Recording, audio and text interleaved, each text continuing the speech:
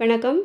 இன்றைக்கி இந்த வீடியோவில் லைனிங் ப்ளவுஸுக்கு பைப்பிங் வந்து எப்படி கொடுக்கலாம் அப்படின்ட்டு பார்க்கலாம். அதுவும் இந்த சேரீலேருந்து ஒரு 5 இன்ச்சு அகலத்துக்கு தான் நான் வந்து இந்த பீஸ் வந்து கட் பண்ணி எடுத்திருக்கேன்.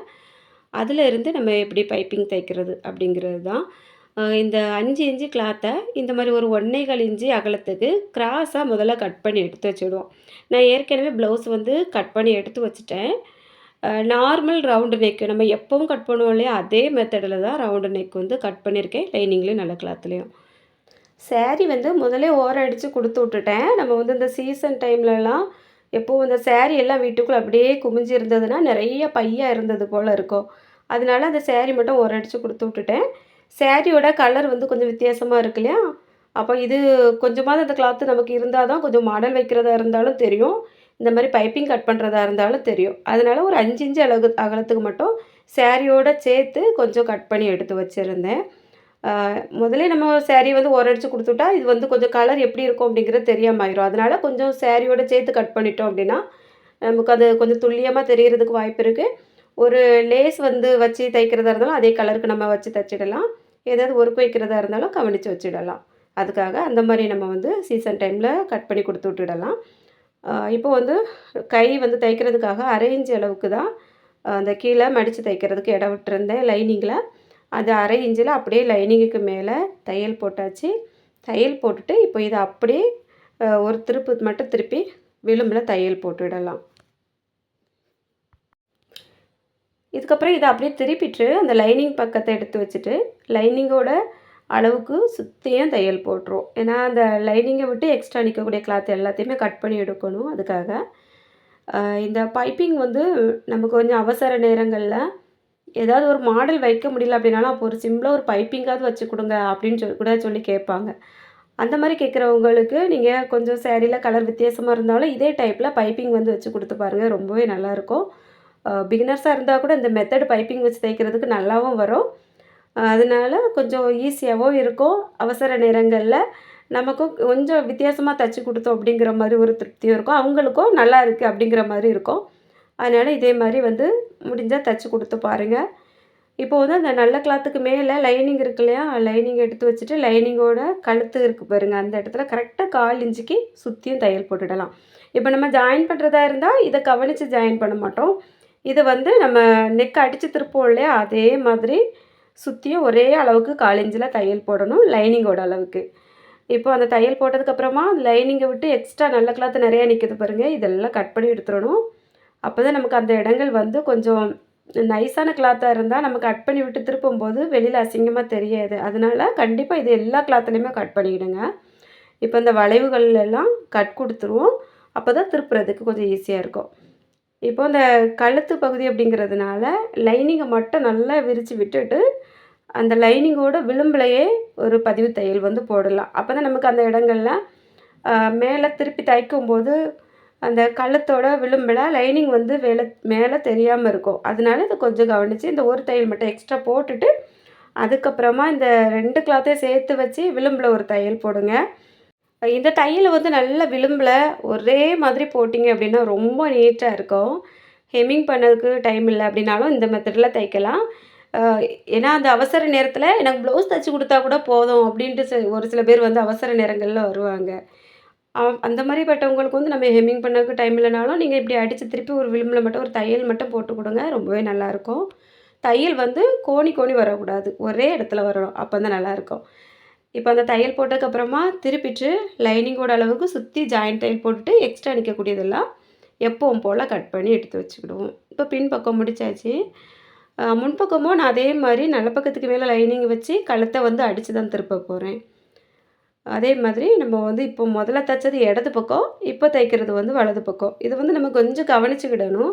எல்லா கிளாத்துலேயும் நல்ல பக்கம் கெட்ட பக்கம் வந்து தெரியாது. அதனால நம்ம வந்து இந்த மாதிரி முதல்ல ஆரம்பிக்கும்போது ஒன்று இடது பக்கம் ஆரம்பித்தோமா, இன்னொன்று வலது பக்கம் ஆரம்பிக்கணும். அந்த மாதிரி இந்த மாதிரி கழுத்து பகுதியில் வந்து வச்சு ஆரம்பிச்சுவிடுங்க. இப்போ வந்து காலிஞ்சில் அதே மாதிரி தையல் போட்டுட்டு உள்ளே அதிகமாக நிற்கக்கூடிய கிளாத்தெல்லாம் கட் பண்ணி விட்டுட்டு வளைவுலெல்லாம் கட் பண்ணி எடுத்து வச்சுருவோம்.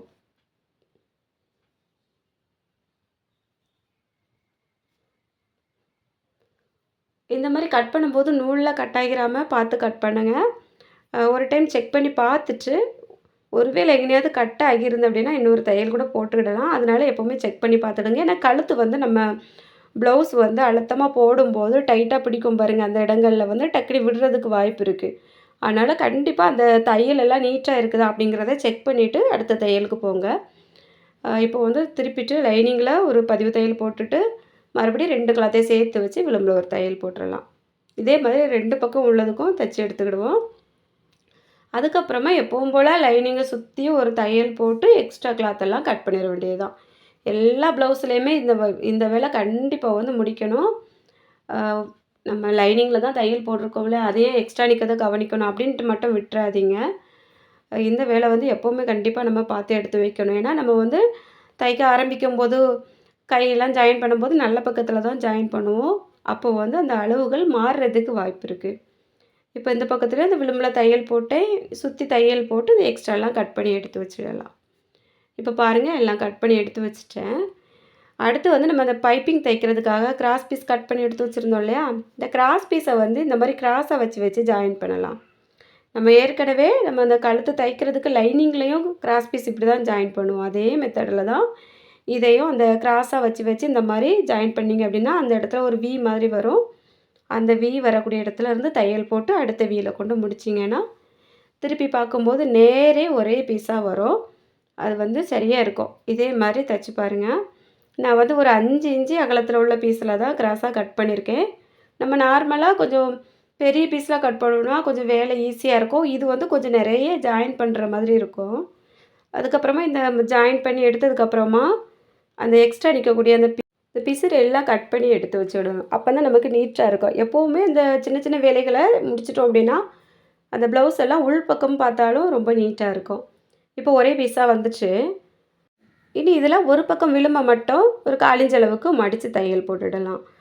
அத நம்ம ஏற்கனவே ஜாயின் போட்டிருப்போம் அந்த பிசிறு நிக்கக்கூடியதெல்லாம் உள்ள வர்ற மாரி உங்களுக்கு கவனிச்சா தெரியும். இந்த மாரி வந்து தையல் போட்டுடுவோம். தையல் போட்டோம் அப்படின்னா, நம்ம அடுத்தது ப்ளவுஸில வச்சு பைப்பிங் தைக்கிறதுக்கு ரொம்ப ஈஸியா இருக்கும். இந்த மெத்தட் பார்த்தீங்கன்னா, பிகினர்ஸா இருக்கிறவங்க கூட ரொம்ப ஈஸியா தைக்கலாம். நார்மலா வந்து வேற மெத்தட்லலாம் நீங்க பைப்பிங் தைச்சீங்க அப்படின்னா, கழுத்தெல்லாம் எங்கேயாவது கோணி கோணி போடுறதுக்கு வாய்ப்பு இருக்கு. இதே மாரி லைனிங் ப்ளவுஸா இருந்தா கழுத்த அடிச்சு திருப்பிட்டு, அதுக்கப்புறமா இதே டைப்ல வைங்க பைப்பிங்கு. ரொம்ப லுக்கா இருக்கும். இந்த பைப்பிங்கோட இந்த கிராஸ் பீஸ் கிளாத் மட்டும் ஒரே லெவலுக்கு இருக்குதான்னு பார்த்துக்கோங்க. 1 இன்ச்சுனா 1 இன்ச்சு, 1 1/4 இன்ச்சுனா 1 1/4 இன்ச்சு. அதே கவனிச்சுட்டு நீங்க ஒரே நேருக்கு வெட்டலாம். நான் இப்போ வந்து கட் பண்ணும்போது நானா சும்மாவே கட் பண்ணிட்டேன். ஒருவேளை உங்களுக்கு கொஞ்சம் பெருசும் சின்னதுமா வருது அப்படின்னா, ஸ்கேல் வச்சு நேரா கோடு போட்டு கட் பண்ணுங்க. அது ரொம்ப ஈஸியா இருக்கும். இப்போ இந்த பின் பீஸையும், முன் பீஸையும் ஷோல்டர வந்து ஜாயின் பண்ணி எடுத்தாச்சு. இது வந்து ரொம்ப பிகினர்ஸுக்கு தைக்கக்கூடிய முறையில தான் நான் வந்து முன் பீஸையும் தனியா வந்து தச்சு காமிச்சிருக்கேன். இல்ல இன்னும் எனக்கு கொஞ்சம் வித்தியாசமா அந்த பிசிறு தெரியாம தைக்கணும் அப்படின்னா, ஷோல்டர் பிசிறு தெரியாம தைக்கிற வீடியோ நம்ம சேனல்ல இருக்கு. அதே மாதிரி கூட நீங்க தச்சுட்டு அதுக்கப்புறமா பைப்பிங் வைக்கலாம். அ இப்போ வந்து அந்த நல்ல பக்கம் அடியில வர்ற மாரி வச்சிருக்கேன். அதே மாரி அந்த ப்ளூ கலர் கிளாத் இருக்குது பாருங்க, அதோட நல்ல பக்கம் அந்த ப்ளவுஸ ஒட்டி வர்ற மாரி வச்சிருக்கேன். இப்போ நம்ம ப்ளவுஸில கழுத்தெல்லாம் முடிச்சுட்டோம். கழுத்துல அந்த விளிம்புல தான் அந்த தையல் வரணும். நம்ம அந்த ப்ளூ கலர் கிளாத் வந்து ஒரு 1/4 இன்ச் அளவுக்கு எக்ஸ்ட்ரா நிக்கிற மாரி பார்க்கலாம். ஏன்னா, ஒரு பக்கத்துல அந்த பிசிறெல்லாம் மடிச்சு தச்சுட்டோம். இந்த பக்கத்துல வந்து பிசிறு இருக்கும். நம்ம ப்ளவுஸில விளிம்புல தான் தையல் போட போறோம். அதனால இந்த கிளாத்த வந்து கொஞ்சம் 1/4 இன்ச் அளவுக்கு வெளிய விட்டுட்டு தையல் போட்டோம் அப்படின்னா தான் நீட்டா வரும். நீங்க கழுத்தையும் இந்த ப்ளூ கலர் கிளாத்தையும் ஒரே பாயிண்ட்ல வச்சு விளிம்புல பிடிச்சு தச்சிராதீங்க. அப்ப பிசிறு வந்து மேல வர்றதுக்கு வாய்ப்பு இருக்கு. அந்த கிராஸ் பீஸ்ல இருந்து.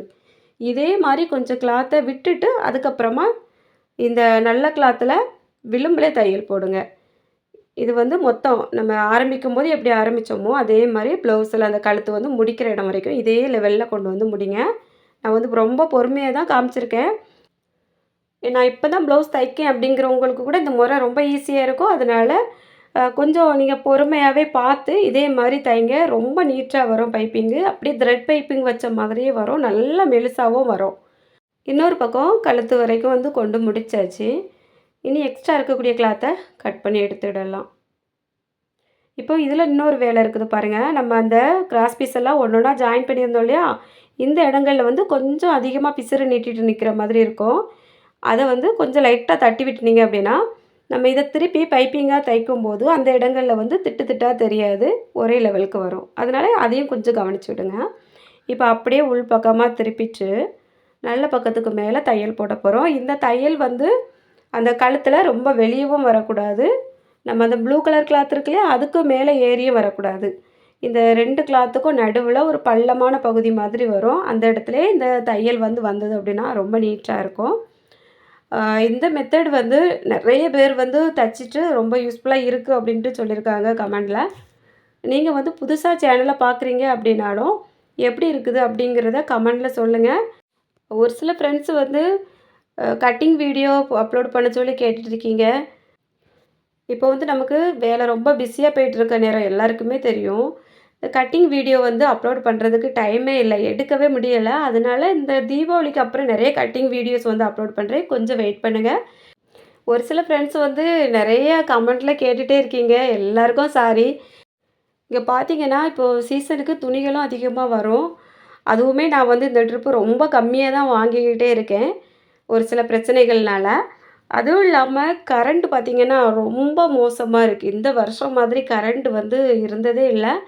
அடிக்கடி பவர் கட் ஆகிட்டே இருக்குது. இதை நம்பியும் நம்ம வந்து ரொம்ப துணிகள் எல்லாம் வாங்கி வேலையும் செய்ய முடியாது. அதனால ரொம்ப கவனமாக பார்த்து பார்த்து தான் செஞ்சிட்ருக்கேன். முடிஞ்ச வரைக்கும் நான் வந்து தீபாவளிக்கு அப்புறம் நிறைய வீடியோஸ் வந்து அப்லோட் பண்ணுறேன். அது வரைக்கும் கொஞ்சம் வெயிட் பண்ணிக்கோங்க. இப்போ வந்து நான் நெக்கை முடிச்சாச்சு. அடுத்தது வந்து கை ஏற்கனவே தைச்சி வச்சுருந்தேன் இல்லையா, அதை வந்து தைச்சிட போகிறேன். அதே மாதிரி தான் அந்த கையோட நல்ல பகுதி வந்து அடியில் இருக்குது. அந்த ப்ளூ கலர் கிளாத்தோட நல்ல பகுதி அந்த கையை ஒட்டி வர்ற மாதிரி வச்சுருக்கேன்.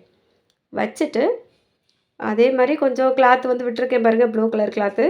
இதை கையோட விளிம்புலையே தையல் போட்டு கொண்டுட்டு வரேன். ஒரே மாதிரி இருக்கிற மாதிரி தையல் போடுங்க. இந்த தையல் போடுறது தான் ரொம்ப முக்கியம். அதுதான் நமக்கு ஒரே அளவில் அந்த பைப்பிங்கை வந்து கொடுக்கும். இப்போ இதை கட் பண்ணிவிட்டு அடுத்தது வந்து இதை அப்படி திருப்பி மேலே ஒரு தையல் வந்து போட்டுடலாம்.